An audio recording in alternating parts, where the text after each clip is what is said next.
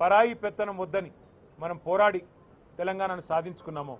ఎందుకంటే స్వాతంత్రం అంటే కేవలం ఒక స్వతంత్రంగా అడ్మినిస్టర్ చేసుకునే అధికారమే కాదు, ఆత్మగౌరవంతో బతికే ఒక పరిస్థితి, ఆర్థిక స్వావలంబనతో బతికే ఒక పరిస్థితి. అట్లాంటి పరిస్థితిని కేసీఆర్ గారి నాయకత్వంలో మనం 2014లో తెలంగాణ సాధించుకోవడం ద్వారా మనం అర్జించుకుంటే ఈరోజు పూర్తి భిన్నంగా దానికి పరాయి వాళ్ళ పాలన పోయింది, ఢిల్లీ కిరాయి పాలన మొదలైంది అనే విధంగా ఢిల్లీ పార్టీల పెత్తనం మళ్ళీ ఒక్కసారి తెలంగాణ మీద నడుస్తూ ఉన్నది. ముఖ్యమంత్రి 51 సార్లు ఇప్పటికి ఢిల్లీ పోయి వచ్చారు కేవలం 20 నెలల్లో. అట్లాగే ప్రతి చిన్న పనికి కూడా ఢిల్లీ వైపే చూడాల్సిన పరిస్థితి. మళ్ళొక్కసారి ఢిల్లీ చేతుల్లో జుట్టు చిక్కిన తర్వాత తెలంగాణ తిరిగి ఒక్కసారి పరాయి వారి బానిసత్వంలోకి పోయి మళ్ళీ తిరిగి తన స్వాతంత్రాన్ని తన స్వేచ్ఛను కోల్పోతున్న పరిస్థితి ఇవాళ కనబడతా ఉంది. సంక్షేమంలో వెనుకబడ్డది, వ్యవసాయంలో వెనుకబడ్డది, ఐటీ పరిశ్రమలు తరలిపోతున్నాయి వేరే రాష్ట్రాలకి. దానికి 2 ఢిల్లీ పార్టీలు కూడా కారణం.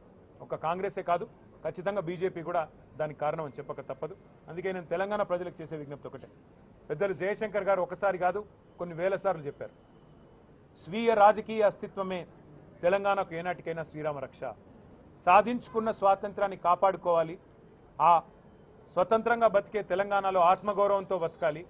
ఆత్మగౌరవంతోనే కాదు పేదలు ఆర్థిక స్వావలంబన సాధించాలి అంటే ఖచ్చితంగా స్వీయ రాజకీయ అస్తిత్వ శక్తి అయిన బీఆర్ఎస్, దాని నాయకుడు కేసీఆర్ గారి నాయకత్వమే మన రాష్ట్రానికి శ్రీరామ రక్ష అనే మాటను మీ అందరికీ కూడా గుర్తు చేస్తూ మళ్ళీ ఒక్కసారి తెలంగాణ ప్రజలకు అదేవిధంగా మా సహచర భారతీయులందరికీ, సోదరులకి సోదరీమణులందరికీ ప్రపంచవ్యాప్తంగా ఎక్కడ ఉన్నా వారందరికీ కూడా స్వాతంత్ర దినోత్సవ శుభాకాంక్షలు తెలియజేస్తూ, మనను విడదీసే అంశాలు 100 ఉన్నాయి, కులాలు మతాల పేరిట 100 ఉన్నాయి, కానీ కలిపి ఉంచే ఒకే ఒక్క అంశం భారతీయత. అది కోల్పోకుండా అందరం కూడా సహచరులుగా సోదరులుగా సోదరభావంతో ముందుకు పోదామని చెప్పి విజ్ఞప్తి చేస్తూ జై హింద్.